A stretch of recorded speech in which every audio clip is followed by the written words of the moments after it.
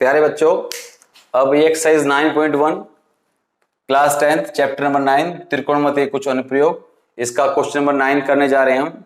तो इस क्वेश्चन में क्या करेंगे, एक मीनार के पाद बिंदु से भवन के शिखर का उन्नयन कोण 30 डिग्री है और भवन के पाद बिंदु से मीनार के शिखर का उन्नयन कोण 60 डिग्री है। यदि मीनार 50 मीटर ऊंचाई हो तो भवन की ऊंचाई ज्ञात कीजिए। इस क्वेश्चन में क्या करेंगे, ये भवन की ऊंचाई, ये फिगर बना के भवन, ये एक तरफ तो हमारा गया भवन और एक तरफ से हम खड़ा कर लेंगे मीनार। मीनार ऊंची होती है, भवन छोटा होता है। हमें पता है कि कुतुब मीनार, देखो मीनार नाम से क्लियर है कि मीनार को ऊंची रखेंगे हम, भवन को छोटा रख दिया। अब फिर प्रश्न के हिसाब से चलेंगे। प्रश्न में क्या रखा है, मीनार के पाद बिंदु से भवन के शिखर का उन्नयन कोण 30 डिग्री है। मीनार का पाद बिंदु सी है, इस सी से ये ए, इसका सी से जो हमारा भवन की जो शिखर है इसका उन्नयन कोण 30 डिग्री है।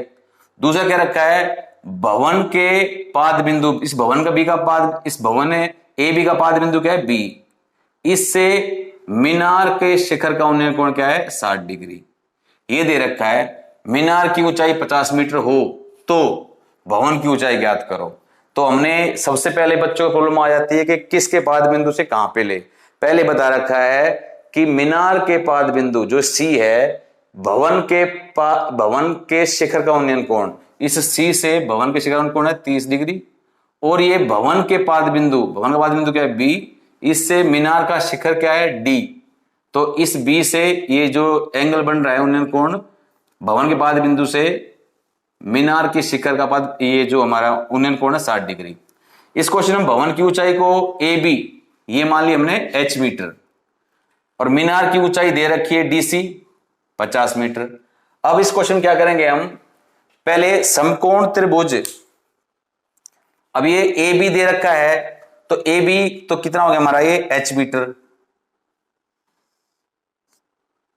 h metre. अब हमने ज्ञात करेंगे इस डीसी के थ्रू हम ये बीसी निकाल लेंगे। कैसे निकाल लेंगे, परपेंडिकुलर, ये लंब बटे आधार से हमारा बीसी आधार निकल गया और इस आधार से हम ये लंब निकाल लेंगे, ए बी, हमारा क्वेश्चन सोल्व हो जाएगा। तो समकोण त्रिभुज हम ले लेंगे डीबीसी, समकोण त्रिभुज डीबीसी में क्या है हमारा, ये डीसी, डीसी क्या है हमारा लंब, और लंब क्या है मीनार की ऊंचाई,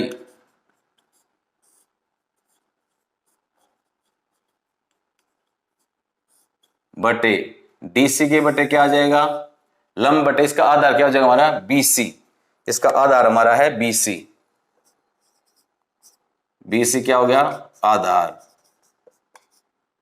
और ये क्या है, ये बीसी बिंदु सी की भवन, भवन और इसके ये डीसी क्या है लंब मीनार की ऊंचाई और ये बीसी क्या है आधार। तो ये लंब बटे आधार, तो अब एंगल कितना लगेगा ये 60 डिग्री और ये कितना हो जाएगा हमारा ये 60 डिग्री। मीनार की ऊंचाई दे रखी है कितनी है 50 मीटर,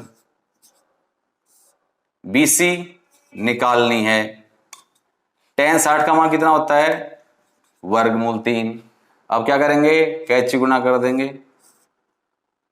तो ये बीसी गुणा वर्गमूल 3 बराबर कितना हो गया 50 और ये बीसी कितना हो जाएगा 50 वर्गमूल 3। एक कहोगे सर इसका क्या फायदा होगा, बच्चों अगर हम ये ट्रायंगल अब लेंगे ए बी सी, इसमें लंब बटे आधार ले लेंगे, tan 30 डिग्री हो जाएगा और इस आधार की वैल्यू हमें पता है। इसकी मदद से हमारा ए बी h जो मीटर मान रखा है, भवन की ऊंचाई, हमने क्या है भवन की ऊंचाई तो ज्ञात करनी है, तो दूसरा त्रिभुज ले लेंगे समकोण त्रिभुज एबीसी में। अब समकोण त्रिभुज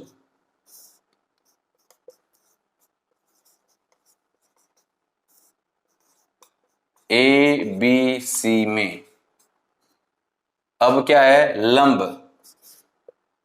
और अब लंब क्या है एबीसी में, एबीसी में लंब AB क्या है भवन की ऊंचाई जो हमें ज्ञात करनी है। अब हमारा काम शुरू हो जाएगा। भवन की ऊंचाई जो हमें ज्ञात करनी है बटे आधार जो अभी हमने निकाला है। लंब बटे आधार क्या होता है बच्चों, tan होता है। और ABC में अब ये एंगल 30 डिग्री वाला ये लगेगा, 60 का तो मतलब ही नहीं बनता इसमें। ABC में एंगल 30 जो डिग्री ये लग जाएगा, tan 30 डिग्री। भवन की ऊंचाई क्या है h है, आधार अभी निकाला है हमने ये BC, तो ये BC लंब बटे आधार, आधार क्या है BC। अरे ये लंब हमारा क्या था, ये AB था, तो BC का मान है 50 बटे वर्गमूल 3 बराबर tan 30 का मान क्या होता है बच्चों 1 बटे वर्गमूल 3। अब इस क्वेश्चन में हमने क्या करना है, कैच गुणा कर देनी, इसको इससे गुणा कर दो, इसको 1 से गुणा कर देंगे, तो h गुणा वर्गमूल 3 बराबर हो जाएगा 50 बटे वर्गमूल 3। अब बच्चों इसको आगे सोल्व कर देंगे। h बराबर क्या हो जाएगा, अगर इस h को, ये वर्गमूल 3 है, इस वर्गमूल 3 से इसको गुणा कर सकते हैं, तो देखो ये h गुणा वर्गमूल 3 मैंने ऐसे कैसे ऊपर लिख लिया, ये स्टेप यहां यू क्यों लिख दिया मैंने 50 वर्गमूल 3। अगर मैं इसको यहां पे h इस वर्गमूल 3 को नीचे ले आऊं तो h बराबर 50 बटे वर्गमूल 3 गुणा वर्गमूल 3।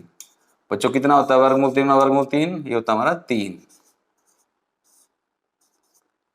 अब 50 को 3 से भाग कर देंगे, 3 एकम 3, बच गए 2 हो गए 20, 3 छिक 18, बच गए 2 हो गए 20, 3 छिक 18, तो 6.66 ऐसे। तो ये हमारा आंसर आ जाएगा h बराबर है 6.6 मीटर लगभग।